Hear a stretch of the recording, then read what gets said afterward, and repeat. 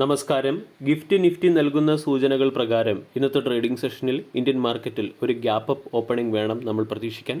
കഴിഞ്ഞ ദിവസവും market higher സൈഡിൽ ക്ലോസിംഗ് നൽകിയിരുന്നു. നിഫ്റ്റി 115 പോയിന്റ് ഉയർന്ന് 24,334 കഴിഞ്ഞ ദിവസം ക്ലോസിംഗ് നൽകിയത്. ഇന്ന് ഗിഫ്റ്റ് നിഫ്റ്റി നൽകുന്ന സൂചന അനുസരിച്ച് 24,500 എന്ന റെസിസ്റ്റൻസ് സോണിനടുത്ത് മാർക്കറ്റ് ഓപ്പൺ ആകാനുള്ള സാധ്യതയാണ് കാണുന്നത്. അതേസമയം ഏഷ്യൻ മാർക്കറ്റുകളിൽ പലതും ഗ്യാപ്പ് അപ്പ് ഓപ്പണിംഗ് നൽകിയതിന് ശേഷം ചെറിയ രീതിയിലുള്ള പ്രോഫിറ്റ് ബുക്കിംഗ് നടക്കുന്നതുകൊണ്ട് ഇന്ന് ഇന്ത്യൻ മാർക്കറ്റ് റെസിസ്റ്റൻസ് സോണിൽ ഓപ്പൺ ആയതിനു ശേഷം എത്രത്തോളം സസ്റ്റെയിൻ ചെയ്യും എന്നതിനെ ആശ്രയിച്ചിരിക്കും ഇന്നത്തെ ട്രേഡിംഗ് സെഷനിൽ നമ്മൾക്ക് ലഭിക്കുന്ന അപ്സൈഡ് മൂവ്മെൻറ്റ്.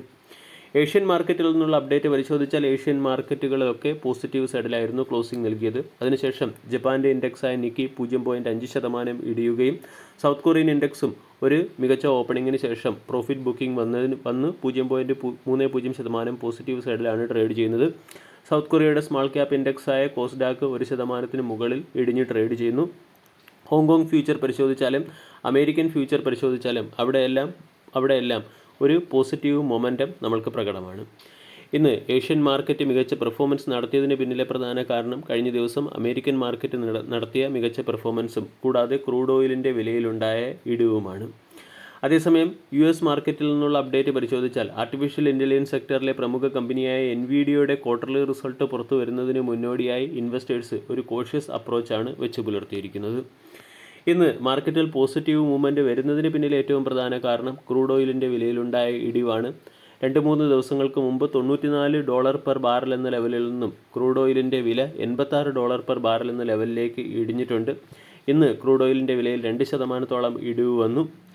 ഇത് ഇന്ത്യയുടെ ഇൻഫ്ലേഷനെ കൺട്രോൾ ചെയ്യുന്നതിൽ സഹായിക്കും എന്നുള്ളൊരു ശുഭാപ്തി വിശ്വാസത്തിൻ്റെ പശ്ചാത്തലത്തിലാണ് മാർക്കറ്റിൽ പോസിറ്റീവ് ഓപ്പണിംഗ് വരുന്നത്.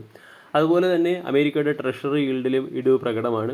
അമേരിക്കയുടെ ബോണ്ട് ഈൽഡ് 7 ബേസിസ് പോയിൻ്റ് ഇടിഞ്ഞ് 4.65% എത്തിയിട്ടുണ്ട്.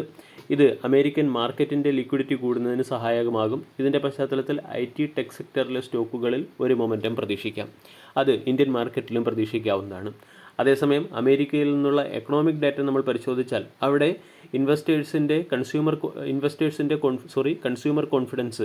കോൺഫിഡൻസ് കഴിഞ്ഞ 6 മാസത്തിനിടയിൽ ആദ്യമായി 90 എന്ന ലെവലിന് താഴേക്ക് എത്തിയിട്ടുണ്ട്. കൂടാതെ ഹൗസ് സെയിൽസിൽ 10.5% ഇടിവുണ്ടാവുകയും ചെയ്തു.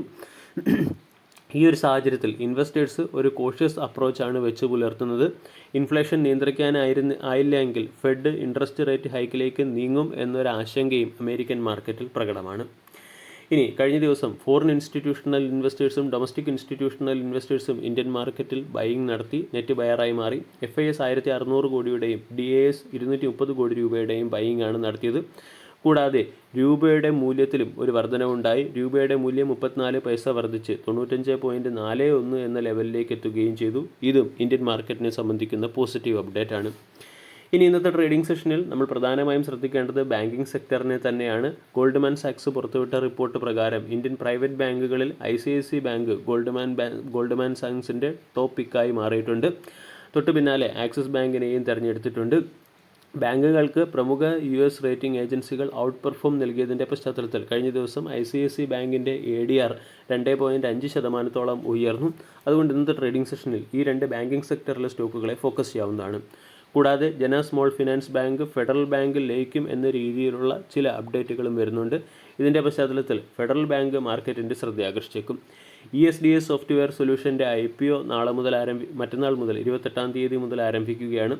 അതുപോലെ തന്നെ സെമി കണ്ടക്ടർ സെക്ടറിലെ സ്റ്റോക്കുകളും ടെക് സെക്ടറിലെ സ്റ്റോക്കുകളും മാർക്കറ്റിൻ്റെ ശ്രദ്ധ ആകർഷിക്കാൻ മറ്റൊരു കാരണം കൂടിയുണ്ട്. അതിനുള്ള പ്രധാന കാരണം കേന്ദ്ര വാണിജ്യ മന്ത്രിയായ പീയൂഷ് ഗോയൽ ജപ്പാനിൽ വെച്ച് നടക്കുന്ന സെമി കണ്ടക്ടർ ആർട്ടിഫിഷ്യൽ ഇൻ്റലിജൻസ് സെക്ടറിലെ സഹകരണവുമായി ബന്ധപ്പെട്ട് ഒരു ചർച്ച നടത്തുന്നുണ്ട്.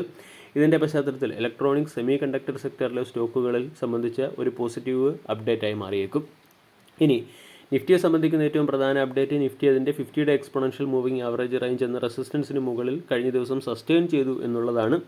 അതായത് ഏകദേശം ഒരു ബുള്ളിഷ് എൻഗൾഫിംഗ് രീതിയിലുള്ള ക്യാൻഡിൽ പാറ്റേൺ വന്നിട്ടുണ്ട്. അതേസമയം 24,500 എന്ന റെസിസ്റ്റൻസിന് അടുത്തായിട്ടാണ് മാർക്കറ്റ് ഓപ്പൺ ആകുന്നത്. 24,200, 24,250 തുടങ്ങിയ ലെവലുകളായിരിക്കും പ്രധാന സപ്പോർട്ടായി പ്രവർത്തിക്കുക.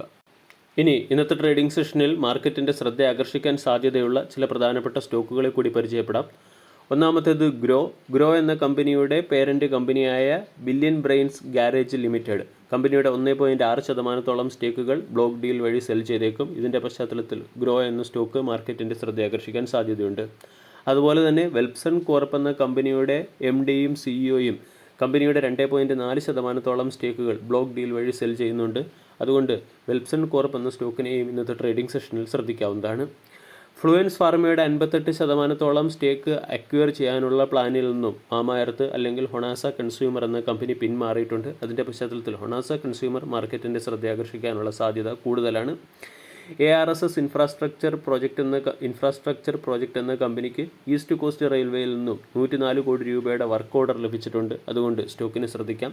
അദ്വൈത് എനർജി ട്രാൻസിഷൻ എന്ന കമ്പനിക്ക് മധ്യപ്രദേശ് പവർ ട്രാൻസ്മിഷൻ ലിമിറ്റഡിൽ നിന്നും 440 kV, 220 kV, 132 kV voltage EHV lines supply ചെയ്യുന്നതിന് വേണ്ടി 134 കോടി രൂപയുടെ ഓർഡർ ലഭിച്ചിട്ടുണ്ട്. അതുകൊണ്ട് അദ്വൈത് എനർജി ട്രാൻസിഷൻ എന്ന സ്റ്റോക്കിനെ ശ്രദ്ധിക്കാവുന്നതാണ്. NBCCക്ക് രാജസ്ഥാൻ കൗൺസിൽ ഓഫ് സ്കൂൾ എഡ്യൂക്കേഷനിൽ നിന്നും 121 കോടി രൂപയുടെ ഒരു കൺസ്ട്രക്ഷൻ ഓർഡർ ലഭിച്ചിട്ടുണ്ട്. അതിൻ്റെ പശ്ചാത്തലത്തിൽ NBCC എന്ന സ്റ്റോക്കിനെയും ശ്രദ്ധിക്കാവുന്നതാണ്. ഹെൻകൻ സിൽവർ എന്ന പ്രോഡക്റ്റിൻ്റെ ഡിമാൻഡ് വർദ്ധിക്കുന്നതുകൊണ്ട് യുണൈറ്റഡ് ബ്രൂവറീസ് കേരള, ഒഡീസ, മധ്യപ്രദേശ് തുടങ്ങിയ സംസ്ഥാനങ്ങളിൽ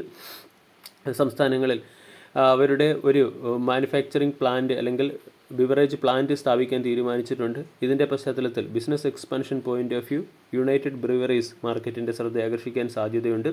Varun beverage ready to drink alcoholic beverage and allied product manufacture ചെയ്യുന്നതിന് വേണ്ടി കിവ സ്പിരിറ്റ്സ് ആൻഡ് കമ്പനി എന്ന പേരിൽ പുതിയൊരു സബ്സിഡറി ആരംഭിച്ചിട്ടുണ്ട്. ഇതിൻ്റെ പശ്ചാത്തലത്തിൽ വരുൺ ബിവറേജ് എന്ന സ്റ്റോക്കിനെയും ഇന്നത്തെ ട്രേഡിംഗ് സെഷനിൽ ശ്രദ്ധിക്കാവുന്നതാണ്. കൂടാതെ ഹിന്ദുസ്ഥാൻ കോപ്പർ എന്ന കമ്പനിയുടെ OFS നടക്കുന്നുണ്ട്.